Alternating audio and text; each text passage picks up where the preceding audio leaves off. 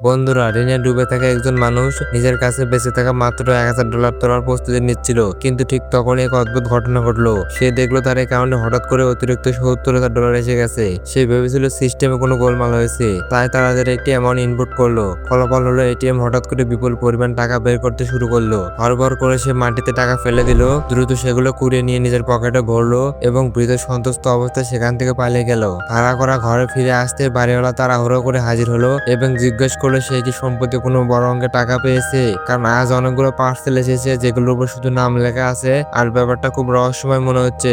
যখন সে ঘরের লাইট জ্বালালো তখন ঘর ভর্তি পার্সেল দেখে সে হতবাক হয়ে গেল। কৌতূহলবশত সে একটি বাক্স খুললো এবং ভেতরে যা পেলো তাতে আরো চমকে উঠলো। সেখানে ছিল উচ্চ ক্ষমতা সম্পন্ন আলট্রা ক্লিয়ার দূরবীন, সামরিক পিস্তল, স্নাইপার রাইফেল এবং আর্মার পিয়ার্সিং বুলেট। এমনকি আরেকটি বাক্সে সে নিজের নামের সঙ্গে বিভিন্ন দেশের একাধিক পাসপোর্ট পেল। ঠিক তখনই ফোনের ঘন্টি বেজে উঠলো।